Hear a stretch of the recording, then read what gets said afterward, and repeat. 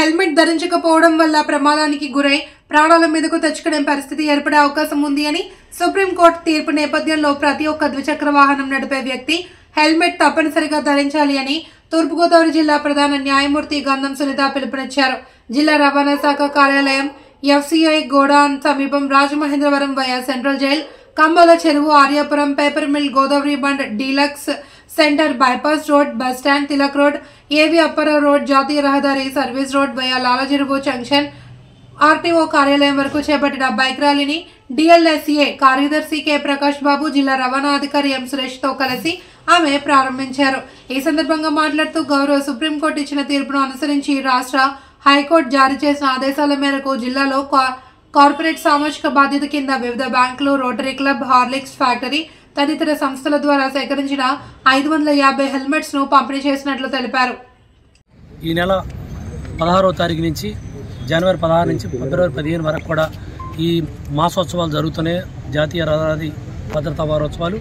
దానిలో భాగంగా ఇవాళ బైక్ ర్యాలీ కార్యక్రమాన్ని చేపట్టడం జరిగింది. దాంట్లో భాగంగా జిల్లా జడ్జి గారు రావడం చాలా సంతోషదాయకం.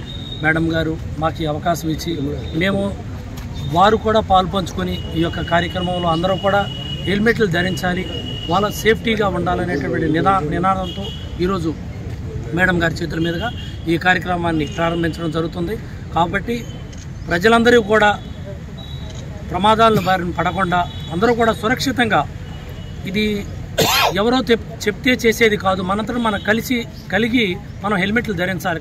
ఈస్ట్ గోదావరి డిస్ట్రిక్ట్ ప్రజలందరికీ నమస్కారం అండి. మనకి RTO గారి ఆఫీస్ ఆధ్వర్యంలో ఈ బైక్ ర్యాలీ అనేది హెల్మెట్స్ పైన అవగాహన కల్పించడానికి ఈరోజు స్టార్ట్ చేయడం జరిగింది.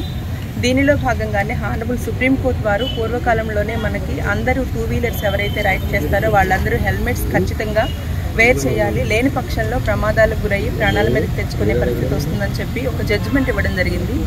ఆ జడ్జిమెంట్లో భాగంగా హానరబుల్ హైకోర్టు వారు మాకు ఇచ్చిన ఇన్స్ట్రక్షన్స్ ప్రకారం హెల్మెట్స్ని డిస్ట్రిబ్యూట్ చేయడానికి మేము కార్పొరేట్ సోషల్ రెస్పాన్సిబిలిటీ తీసుకునే కొన్ని బ్యాంక్స్ నుండి, అలాగే హార్లిక్స్ ఫ్యాక్టరీ నుండి, లయన్స్ క్లబ్, రోటరీ క్లబ్ ఇలాంటి వాళ్ళందరి దగ్గర నుండి కూడా ఒక 550 హెల్మెట్స్ తీసుకోవడం జరిగింది. వాళ్ళు స్పాన్సర్ చేశారు.